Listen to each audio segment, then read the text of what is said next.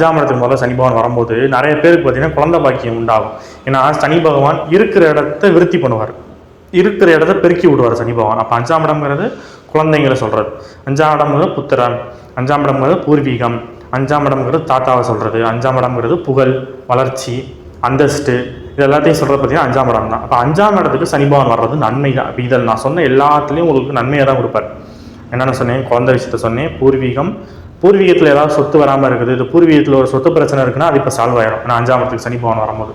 அதே மாதிரி பார்த்தீங்கன்னா ரொம்ப நாளாக பார்த்தீங்கன்னா குலதெய்வம் கோயிலுக்கு போகாதவங்க இந்த பார்த்தீங்கன்னா சனி பயிற்சியில் குலதெய்வம் கோயிலுக்கு போவாங்க. 5ஆம் இடம் தான் பார்த்தீங்கன்னா குலதெய்வத்தை சொல்கிறது. பாரம்பரிய ஜோதிடத்தில் 5ஆம் இடம் தான் குலதெய்வத்தை சொல்கிறது. 5ஆம் இடத்துக்கு சனி பகவான் வரும்போது நிறைய பேர் பார்த்தீங்கன்னா குலதெய்வம் கோயிலுக்கு போயிட்டு வருவாங்க. நிறைய பேருக்கு காவல் தெய்வம் இருக்கும். குலதெய்வம் கோயில் முன்னாடியே பார்த்தீங்கன்னா கருப்பர், ஐயனார், மணீஸ்வரனுங்கிற மாதிரி காவல் தெய்வம் இருக்கும். ஸோ அந்த கோயில்களுக்கு நிறைய பேர் போயிட்டு வருவாங்க. அந்த கோயில்களுக்கு கும்பாபிஷேகம் நடக்கிறதுக்கு அதிகமான வாய்ப்பு உண்டு.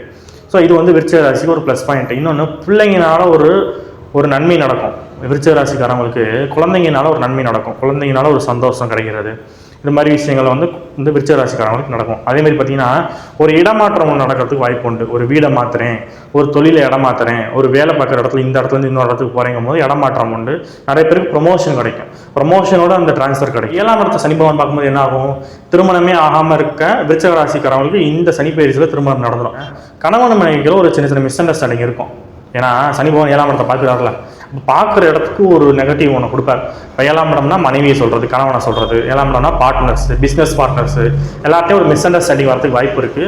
ஸோ அதில் கொஞ்சம் கவனமாக இருந்துக்கணும். ஏதாச்சும் ஒரு மிஸ் அண்டர்ஸ்டாண்டிங் வர மாதிரி இருக்குது, சண்டை வர மாதிரி இருக்குது, ஆர்கியூமெண்ட் வருது அப்படின்னு நீங்கள் கொஞ்சம் விட்டு கொடுத்து போகிறது நல்லது. நிறைய பேர் கவர்மெண்ட் எக்ஸாம்ஸ் எழுதிட்டு இருப்பாங்க, ஃபெயில் ஆகிட்டே இருப்பாங்க, 1 மார்க் 2 மார்க் அப்படின்னு. அவங்களுக்கும் நல்ல ரிசல்ட் கிடைக்கிறதுக்கு இந்த சனி பயிற்சியில் வாய்ப்பு உண்டு. ஏன்னா 11ஆம் இடம் வெற்றி ஸ்தானம், அந்த இடத்துல சனி பகவான் பார்க்க போகிறார்.